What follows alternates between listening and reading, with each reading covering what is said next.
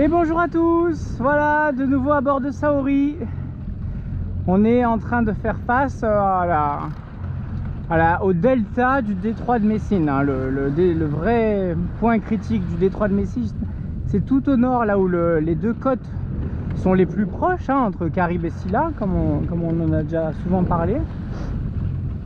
Mais après c'est un vrai entonnoir et du coup ça fait un vrai couloir pour le vent, qui plus est qui s'accélère.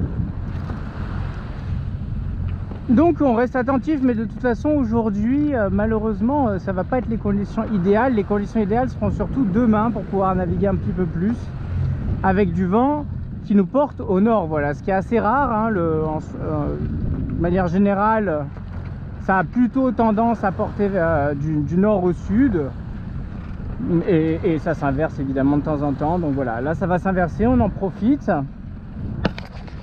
Et on va passer également une nuit accrochée à une bouée qui sera tout au sud de la Calabre, on va en reparler également. Et pour cela il fallait que ce soir il y ait pétole, voilà, donc forcément je pouvais pas choisir mieux comme fenêtre que celle-là aujourd'hui. Bon voilà, hein, l'endroit est idéal, idyllique, et de toute façon vu que ça fait un peu entonnoir comme ça, au début on va être un peu au près, après j'espère qu'on sera un peu au travers, voire même à la fin un tout petit peu au portant, quoi. Dans l'idéal, vous voyez, si vous voulez, il y a l'entonnoir qui est comme ça, nous on va le traverser comme ceci, donc au début on va avoir forcément, si le vent fait comme ça, au début on va être face au vent, après on sera travers au vent, et puis après on sera au portant. C'est un peu l'idée. Voilà, écoutez, hein, l'endroit est idéal je pense pour notre dernier petit déjeuner sicilien. Donc je vais vous en faire profiter, hein, écoutez, hein. C'est ça aussi l'aventure avec Saori, c'est de vous faire découvrir aussi ces merveilleuses choses. On a le granité qui doit être dans un sale état. Et tada, regardez-moi ça. Sachant que, je crois que je vous l'ai déjà dit, hein, mais les Italiens ils sont vraiment pas réputés pour leur pâtisserie, en tout cas peut-être en gâteau oui, mais en tout ce qui est boulangerie etc, c'est pas non plus des as, alors qu'ils sont très forts dans plein d'autres domaines. Mais la France est un cran au-dessus niveau brioche etc, et regardez-moi comme c'est beau. Voilà, donc ça fait plaisir de trouver des bonnes petites brioches. C'est du pain brioché, un petit peu de fleurs d'oranger etc, rien non plus d'extraordinaire, mais en Italie ça fait plaisir. Et alors regardez, attention, le toupeau, on enlève le toupeau et tadam, et qu'est-ce qu'on a? Un Etna.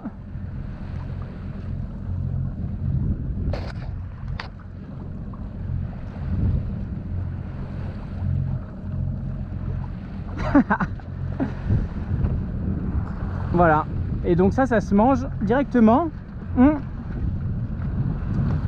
Il y en a même certains qui mettent directement la glace dans la brioche. Alors là c'est encore un autre niveau. Oh non, c'est ce que je craignais. Oh là là, ça va être un massacre, attendez. Ça va être un massacre.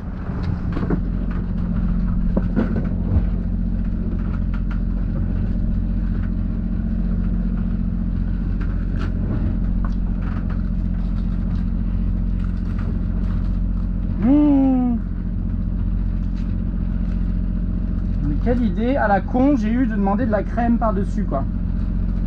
Ah bah là forcément c'est pas très ragoûtant pour vous, malheureusement.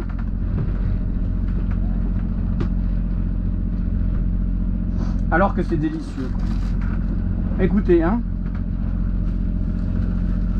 j'ai fait ce que j'ai pu, hein. C'est pas simple non plus, il fait 60 degrés dehors en ce moment, c'est l'enfer.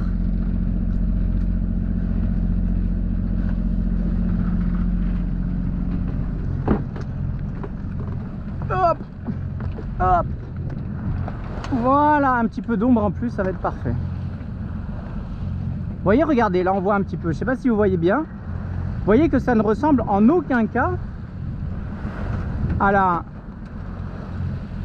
Vous voyez, regarde, il y a des petits grains de fraises et tout, c'est délicieux, c'est une folie. Ça ne ressemble en aucun cas au granité qu'on connaît en France, et je ne savais même pas que ça existait.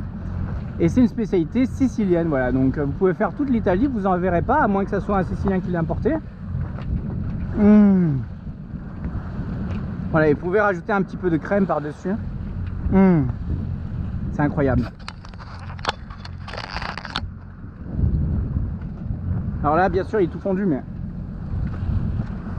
là, vous voyez un petit peu, ça redevient, ça reprend sa consistance là.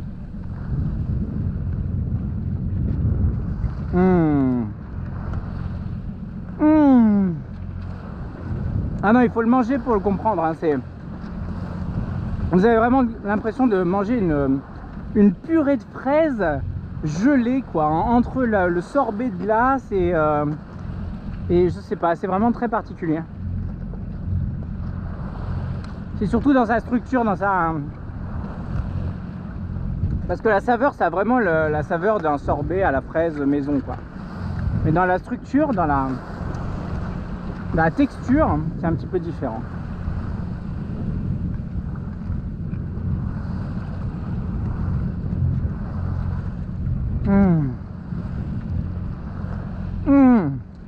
Désolé, hein, mais c'est trop bon. Il fait 60 degrés là, c'est vraiment intenable. Et vous voyez tout le monde, les petits vieux, les petits jeunes, etc. Tout le monde, le matin, le soir, tout le temps, tout le monde se gaffe de ça parce que c'est frais. C'est pas trop sucré. C'est moins sucré qu'une glace. C'est plus simple à manger, quoi. Voilà, bah écoutez, tout ça avec un magnifique Etna derrière nous. Donc comment on va faire les choses? Oh, attention, mon coquillage de Déméter. Coquillage récupéré au sein du temple de Déméter directement. Hein. Donc j'ai invoqué les dieux pour que mon olivier puisse s'en sortir. Olivier qui, comme vous voyez, fait toujours la gueule, mais bah, au début il faisait des fleurs, et regardez les olives qu'il me fait, regardez-moi ça. Donc là en fait c'est juste qu'il a toujours pas envie de faire des feuilles. Il a pas envie de faire des feuilles. Pour l'instant il faisait des fleurs, après il fait des olives. Là regardez la belle olive qu'il y a là. Et il fait des nouvelles petites branches, hein. Il y a des petites branches qui partent, etc. Donc bon, gardons espoir, il est en vie. Il est en vie, il vit, il respire. Il n'est pas à l'agonie, malgré ce qu'on pourrait penser de loin, quoi. Voilà. Et puis les jasmins, bah, ils se maintiennent, hein. Franchement, ils se maintiennent. Vu la température qu'il fait, il y a des fleurs et tout, donc c'est très joli. Voilà. Enfin, réussite, pas vraiment, mais c'est pas un échec total. Comme Macron il disait, quoi. Alors, du coup, je vais vous donner un petit peu le plan de route pour la suite des événements. Et puis après, on reprendra les endroits étape par étape. Donc ce que je vais faire, pour que ça soit plus simple, plus clair, puisque de toute façon, c'est pas la première fois que je navigue dans des endroits hyper intéressants avec des gens et que du coup, vous n'avez pas les vidéos. Et typiquement, l'aller-retour, la traversée de la Manche, typiquement une grosse partie de l'Espagne, de Saint-Jean-de-Luz à Gibraltar plus ou moins, au sud du Portugal. Tout ça vous l'avez pas non plus parce que j'étais accompagné. Où est-ce que j'étais accompagné d'autres? Bah du coup l'île d'Elbe j'étais accompagné, les Cinque Terre j'étais accompagné, et Messine avec les îles éoliennes j'ai été accompagné. Donc c'est quand même des endroits qui sont réputés pour être des endroits quand même 5 étoiles niveau navigation, que ce soit en sa beauté, mais aussi au niveau de l'intérêt de la navigation, etc. etc. Donc malheureusement, vous n'avez pas pu... enfin, je ne vais pas capturer des vidéos pour vous alors que j'ai des gens à bord, ça me paraît bizarre. Donc ce que je faisais souvent, bah, c'est que je faisais un live récapitulatif ou des vidéos rétrospectives. Bah là, c'est un petit peu la même chose qu'on va faire. Je pense que c'est le mieux. C'est-à-dire à chaud, pendant cette navigation-là, je vais vous faire des petites vidéos rétrospectives comme j'ai pu le faire directement en vidéo embarquée, comme ça on regardera la mer. J'essaierai de trouver un plan fixe, stable, sans vent, comme ça vous m'entendez bien, le décor ne bouge pas, etc. J'essaierai de pas trop bouger la tête, comme ça sera agréable pour vous. Et puis je vais vous compter mes navigations pour vous donner un petit peu l'eau à la bouche. Il y a donc, je suis parti de Tropea, un endroit magnifique en Calabre. On a traversé jusqu'au Stromboli, donc l'île du Stromboli avec le volcan, hein, c'est juste un volcan. Après le surlendemain Lipari, ou le lendemain Lipari, donc une autre île qui est qui est chargée en histoire, etc., qui est encore un des comptoirs de la Magna Graecia, donc ça on en reparlera aussi. Juste après Vulcano, qui se trouve au sud de Lipari et qui là encore avec un volcan et tout, donc pas mal de choses à raconter. Par la suite, traverser jusqu'à la Sicile Milazzo, arriver sur la pointe de Milazzo, qui est encore un endroit aussi chargé en histoire. Et à Milazzo, attente de la fenêtre parfaite pour passer à Messine, le détroit de Messine. Puis passage du détroit de Messine, arrivé à Messine même, sous la fontaine de Poséidon, ça c'était un moment magique. Et par la suite, de Messine, on est allé jusqu'à l'Etna, Riposto, que vous voyez juste ici, Marina dell'Etna, qui est donc à la sortie de Messine, toujours côté Sicile. Voilà. Arrivé en Sicile, arrivé ici, je me suis posé enfin un petit peu avec les personnes avec qui j'étais. On avait fait beaucoup de navigation quand même, enfin on avait fait un petit peu de navigation, ça avait on en avait un peu notre compte à ce moment-là. Je vous raconterai un petit peu les différentes naves, comment elles se sont passées, etc. Et par la suite, j'ai eu le plaisir et la chance de pouvoir louer une petite voiture pendant 3 jours et faire le tour de la Sicile, notamment en quête de tous les sites archéologiques qui sont nombreux et réputés, très réputés en Sicile, hein.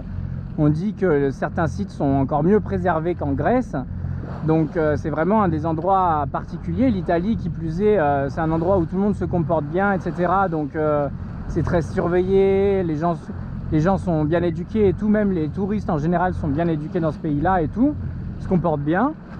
Du coup, il y a même des